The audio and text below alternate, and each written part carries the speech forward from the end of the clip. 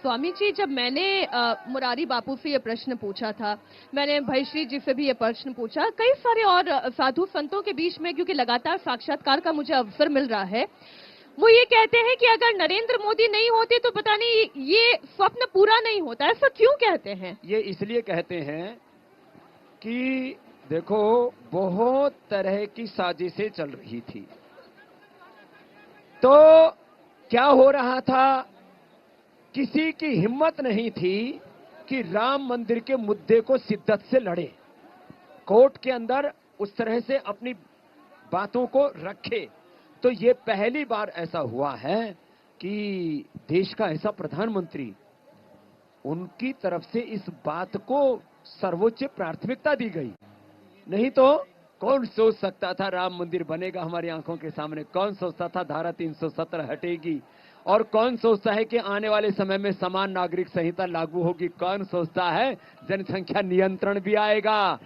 और कौन सोचता है यह फिर से दोबारा अखंड भारत बन जाएगा? तो ऐसा एक जो पॉलिटिकल विल चाहिए वो देश के प्रधानमंत्री में है। अब देश के ऐसे वीर प्रधानमंत्री हैं, योगी योद्धा प्रधानमंत्री हैं, एक तपस्वी प्रधानमंत्री हैं, यम नियमों का पालन कर रहे हैं, 11 दिन से उपवास कर रहे हैं और जमीन पर सो रहे हैं, खुद जमीन पर सो रहे हैं और राम लला का दिव्य भव्य मंदिर का उद्घाटन करने आ रहे हैं। ऐसा कलियुग में पहला शासक है जो इतनी तपस्या कर रहा है, तो उनका अभिनंदन होना ही चाहिए।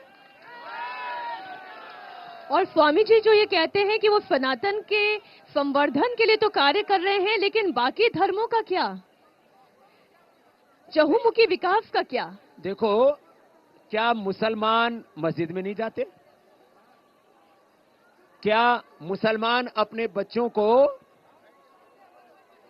कहां पढ़ाते? क्या मुसलमान अपने बच्चों को मदरसे में नहीं पढ़ाते? तो मोदी जी ने क्या मदरसे पर पढ़ाने में रोक लगा रखी है क्या? जब मुसलमान मदरसों में अपने बच्चों को पढ़ाते हैं और वो अपने मस्जिद में नमाज पढ़ने जाते हैं, जब ईसाई जो है वो अपने जो भी उनका गिरजाघर है उसमें जाते हैं और इस पर किसी को आपत्ति नहीं है, तो अयोध्या सहित पूरे देश के तीर्थों में, मंदिरों में मोदी जी जाएंगे और धर्म का संवर्धन करने के साथ साथ देश की आर्थिक समृद्धि भी कर रहे हैं।